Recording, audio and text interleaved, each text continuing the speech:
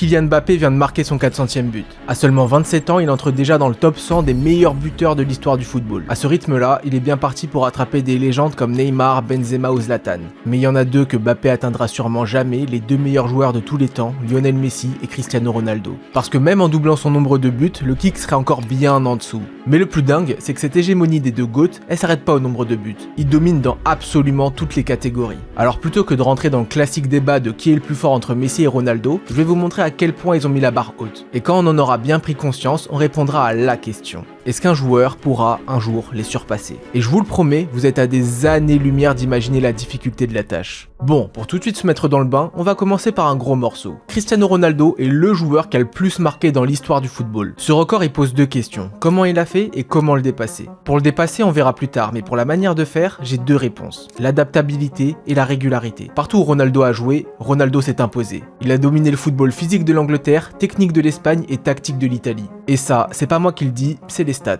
CR7, c'est le premier footballeur qui a terminé meilleur buteur dans 3 championnats européens d'élite. Et plus que ça, c'est le seul qui a mis plus de 30 pions en une seule saison dans ces 3 mêmes championnats. Évidemment, Cristiano a remporté toutes ces ligues plusieurs fois. Et en parlant de palmarès, il a tout gagné. Championnat, Coupe nationale, Super Coupe, Ligue des champions, Coupe du monde des clubs, Soulier d'or, Ballon d'or. Normalement, soulever autant de trophées, ça suffit largement à rentrer dans la légende. Le truc c'est que Ronaldo, il l'a fait 2 fois dans 2 clubs différents. À part lui, personne l'a jamais fait. Un autre record qui appartient juste à CR7, marqué plus de 60 buts sur 4 années différentes. Le mec est tellement une machine qu'il a banalisé le fait de planter 60 fois en 12 mois. Et si on descend le curseur un tout petit peu plus bas, sa régularité est encore plus folle. Vous voyez Harry Kane, un des meilleurs attaquants d'Europe qui marche sur tout le monde avec le Bayern. Et bah il y a qu'une année où il a dépassé les 50 buts. Cristiano, c'est 7 d'affilée. Cette différence abyssale, c'est pas juste avec Kane, c'est avec tous vos buteurs préférés.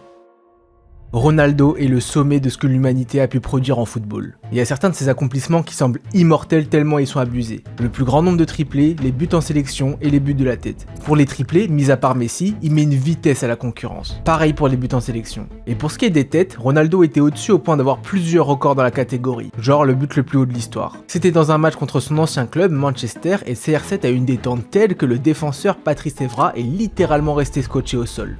Après la rencontre, Alex Ferguson, le coach de Manchester, a pourri Evra. Mais pourquoi t'as pas sauté? Le truc c'est qu'à ce moment-là, Ferguson il avait pas encore revu l'action. Parce que quand il a revu, il est retourné voir Evra et il s'est excusé. Pardon Pat, j'avais pas vu que Cristiano avait sauté aussi haut. On pouvait rien faire contre ça. L'anecdote que je viens de vous raconter, elle s'est passée en Ligue des Champions. Et la connexion CR7 Champions League, c'est un sacré délire. C'est simple, il a la plupart des records dans la compétition, dont le plus important de tous, le nombre de buts. Ronaldo a marqué à 140 reprises en LDC, loin devant Messi et Lewandowski. Dites-vous qu'il y a des excellents buteurs qui scorent moins dans toute leur carrière. Sauf que même si son record est incroyable, peut-être qu'il va finir par tomber. Pourquoi? La nouvelle formule de la Ligue des Champions. Depuis 2024, il y a à la fois plus de matchs et plus d'adversaires abordables. Et ça fait qu'un gars comme Haaland pourrait aller chercher ses fameux 140 buts. Bon, il est encore loin, mais techniquement, c'est faisable. Comme c'est faisable d'atteindre le record de buts de CR7 en une seule saison de LDC. Lewandowski et Benzema sont déjà passés proches et il faudra se lever tôt, mais sait-on jamais. Par contre, c'est bien un record qui, selon moi, va rester pendant longtemps, c'est son nombre de buts en phase à élimination directe. Parce qu'à la 3ème place, il y a Lewandowski avec 34, ensuite il y a Messi avec 49, puis tout seul sur sa planète, il y a Ronaldo avec 67. Et si je vous ai dit que ce record va pas bouger avant un bail, c'est parce que Haaland et Mbappé, les deux meilleurs attaquants de leur génération,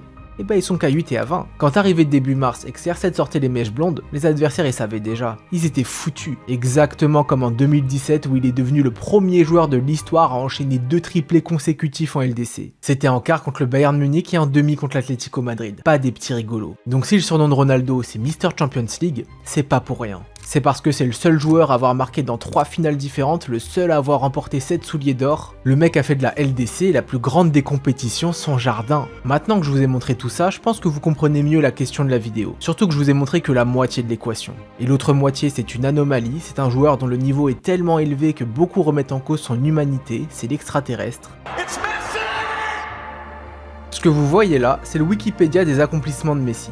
Le mec a tellement battu de records que ça rentrait pas dans sa page de base et qu'ils ont dû en créer une autre. Du coup, commençons par les plus évidents, les trophées collectifs. Dans un sport comme le football où tu dois compter sur 10 coéquipiers et affronter 11 adversaires, c'est très difficile de faire gagner son équipe. Ça dépend pas que de toi. Sauf si tu t'appelles Lionel Messi. I'm not Messi.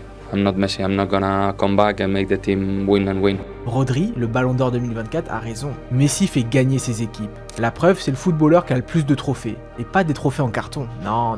Il a le plus beau palmarès de l'histoire de ce sport. Au pif, 10 championnats d'Espagne, 4 Ligues des Champions, 2 Copa América, une Coupe du Monde. Et pour chacun de ces titres, c'est Messi qui a fait la différence. C'est lui qui en 2022 a gagné le mondial en étant élu meilleur joueur et en marquant à chaque étape du tournoi. Dans le format moderne de la Coupe du Monde, personne n'avait jamais fait ça. Comme personne n'avait jamais été nommé 2 fois MVP de la compétition. Une autre compète où l'Argentin a tout écrasé, c'est la Liga espagnole. C'est simple, c'est le meilleur buteur de l'histoire du championnat. Quand on dézoome un peu et qu'on se met à l'échelle de l'Europe, Messi reste premier. Et premier, c'est la place habituelle de Léo. Prenons les passes décisives, il est largement devant. Et le pire, c'est que son avance aurait pu être infiniment plus grande. Parce que le problème avec les passes D, c'est que ça dépend quand même vachement du coéquipier à qui t'as fait la passe. T'as beau avoir donné un caviar, si ton pote tire à côté, à la fin ça compte 0. En fait, il faudrait une stat qui compte 1, qu'importe la finition. Et ça tombe bien, cette donnée elle existe, c'est la création de grosses occasions. Comme vous pouvez le voir, encore une fois, personne fait mieux que la Pulga. Dans le football, 2 des qualités les plus importantes, c'est la création et la conversion. Normalement, si un joueur a juste une de ces qualités, c'est un top mondial.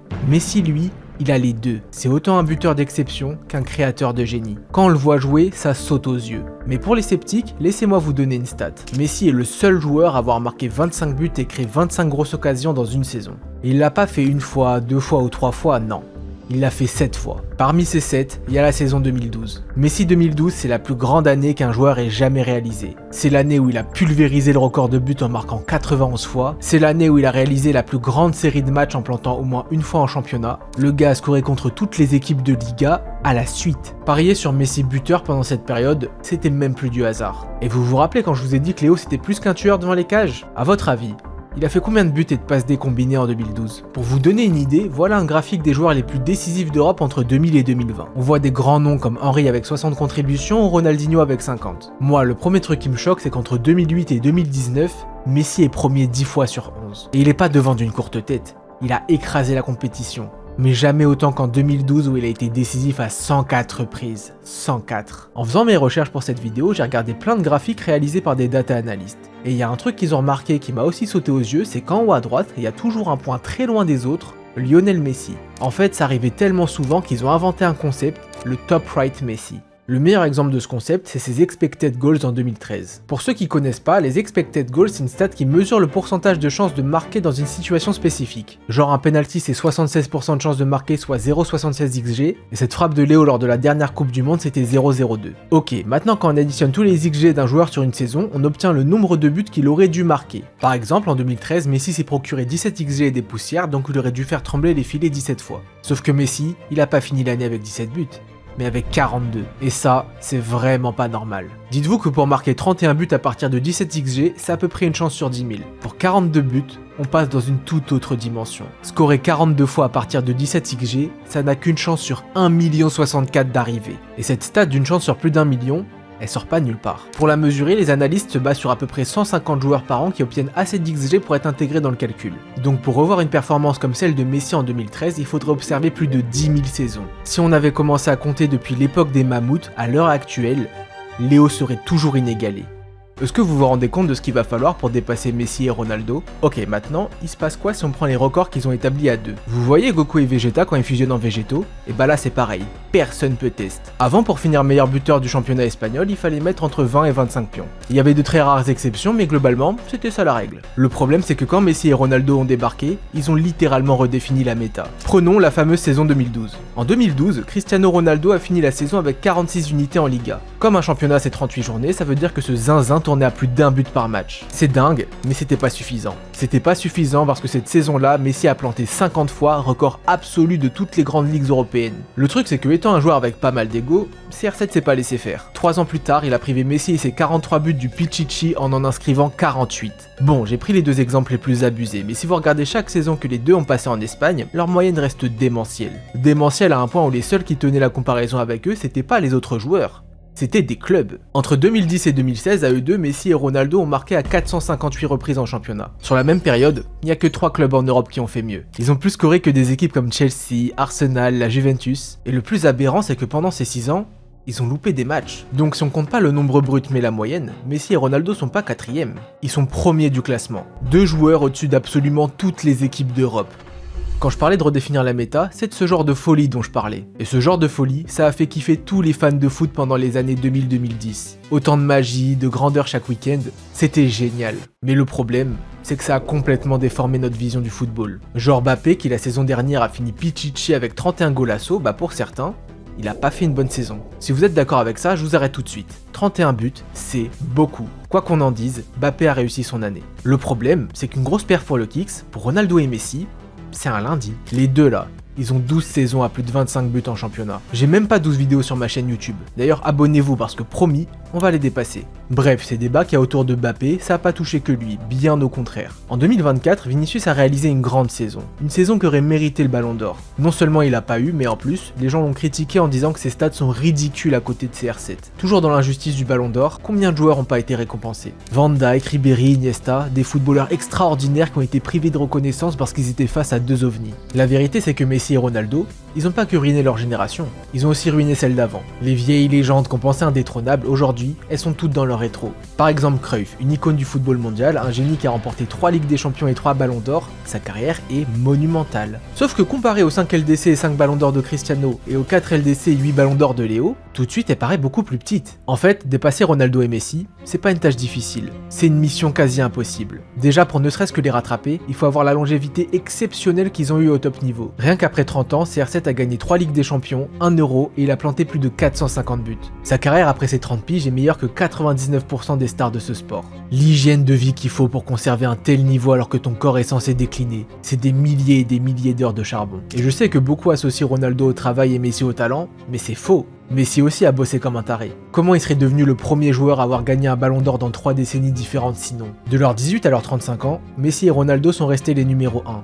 Et ça, au-delà du boulot, ça demande une chance de malade. S'il y a un truc qui déraille, une blessure, une méforme trop longue, c'est foutu. Si t'as pas les bons coéquipiers, le bon club ou la bonne nationalité, c'est mort. Il y a beaucoup trop d'étoiles qui doivent s'aligner. Et si par miracle elles s'alignent, c'est toujours pas fini. Mbappé, qui vient d'atteindre la barre des 400 buts, s'il veut rattraper CR7, il doit encore faire 11 saisons à 50 pions de moyenne. Sauf que comme il a déjà 27 ans, il faudrait qu'il reste à son prime jusqu'à ses 38. Et le pire, c'est que Ronaldo continue de grimper. Il vise les 1000 buts et il va sûrement finir par y arriver. Je vous l'annonce, Mbappé le rattrapera jamais. Vous devez sûrement vous dire que c'est parce qu'il est déjà trop vieux et qu'il a pas assez staté avant. Dans ce cas, prenons un jeune de 18 ans, le plus grand talent de sa génération, Lamine Yamal. Si pendant les 20 prochaines années, Yamal fait 50 buts et passe D par saison, chose qu'il n'a jamais réussi pour l'instant, ça lui fera plus de 1000 contributions décisives. Soit loin, mais alors très loin de Messi et ses 1300. Et j'ai pas donné 50 gestes décisifs au hasard, non. 50 gestes décisifs, c'est la saison Ballon d'Or d'Ousmane Dembélé. 20 saisons niveau Ballon d'Or, ça suffit pas pour rattraper les deux GOAT. Avoir eu un joueur de leur calibre, c'est extraordinaire. Mais avoir vu les deux en même temps, c'est du surnaturel. Et ça, c'est la raison ultime qui fait que c'est impossible de dépasser Ronaldo et Messi, la rivalité. Tout au long de leur carrière, ils savaient pertinemment que s'ils voulaient être le meilleur, ils pouvaient pas se relâcher une seule seconde. Du coup, ils se sont poussés l'un et l'autre vers des hauteurs qu'on n'aurait jamais imaginé possibles. Au final, on a eu la chance d'assister à la plus grande rivalité de l'histoire du football, une rivalité qui a fait de Lionel Messi et Cristiano Ronaldo deux joueurs intouchables pour l'éternité.